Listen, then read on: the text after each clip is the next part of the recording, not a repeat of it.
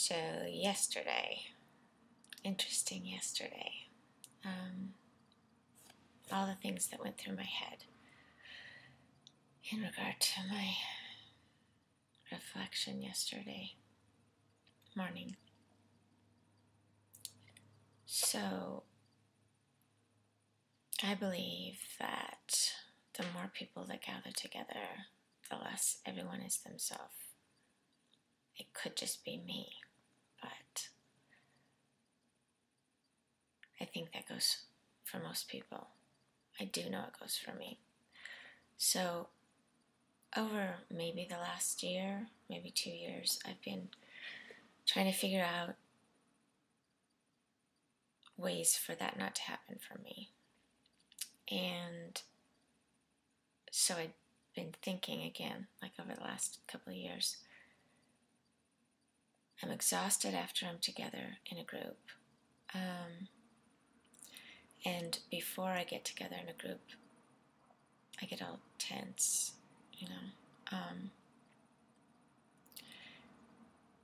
And I thought that it was because I feel a responsibility to entertain when I'm together in a group.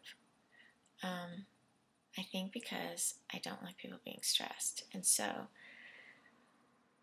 I think I throw myself out there as probably not good entertainment, but I like it to be light and fun.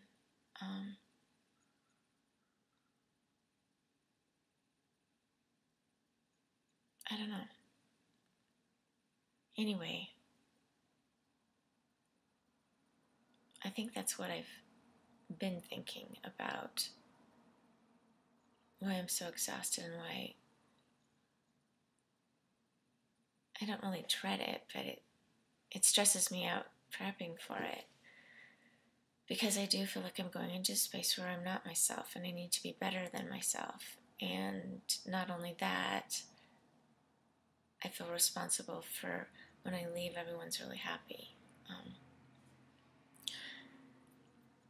Going into yesterday, one of those situations where I knew it was coming. Well, now back up. So what I'd been doing as of late, I don't know how many months, is when I'm going into those situations saying, I don't need to entertain. I just need to be me, And if I take out the feeling that I need to entertain, I can be more quiet, listen more, and maybe absorb the time. And that's been great. I've liked that when I've been able to keep focused and do that. But yesterday it was really interesting because now that I've been doing that, in the middle of the day yesterday I was like, dang, what the heck are you doing? You're being ridiculous. Like back in the you need to entertain days, But then in the middle of the day when I was thinking that, I started looking at, what was going on, that I felt like I was entertaining and, being ridiculous. At least yesterday, at least most of the time, those things were just me. Those things were just, the geekiness that goes inside my head, I guess I was feeling free enough just to let them out. So anyway, now I'm curious how much of that in the past I got exhausted because I was letting my geekiness out, but I didn't know if it was a good thing, and so I would stress myself all out about it. I don't know. I know I'm thinking too much, but it's interesting. I think my finding was in being myself in those situations rather than being someone else.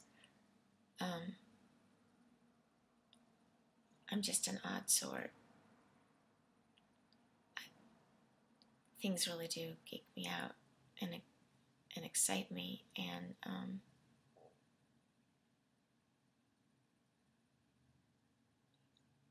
So I guess halfway through the day I got a calm about that.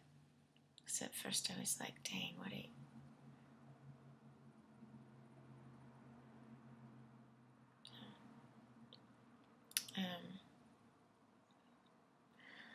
So how do we get to the place where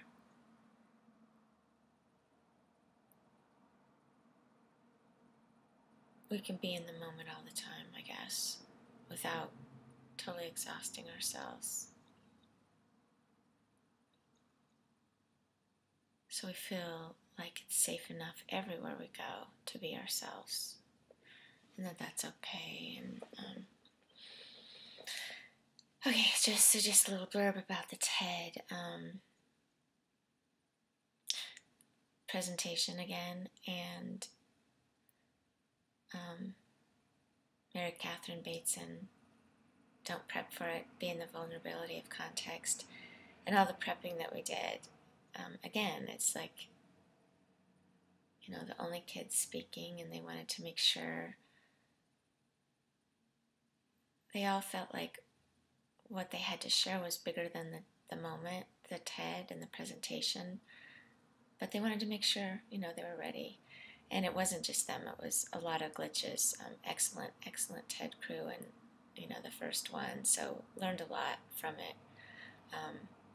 The glitches with slides, and so things like, well, I guess Peter in particular, other people besides the 3 kids, but Peter's slides getting messed up. And so if people were paying attention, which I don't think many will have been, because he was signing and that was just awesome, and you're just kind of following the signing, not so much the words behind him. But what was cool is he had it memorized. He could have just signed it. He could have not looked at the slides going, you know, once upon a time was like the 10th sentence down.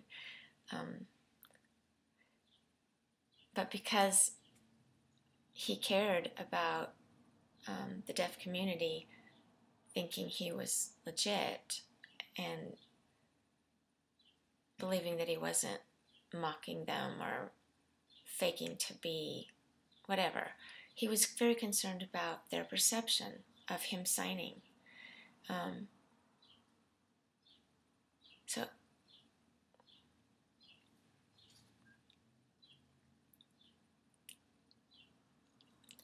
it was just incredible watching him. Watching all the lines come up out of order and signing them.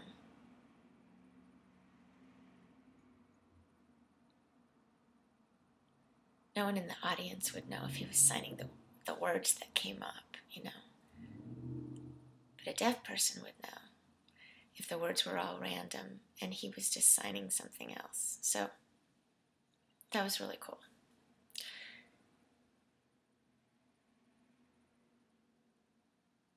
It was a cool day, which reinforces the idea that if it's something that matters to you, it's always going to be a cool day, I guess.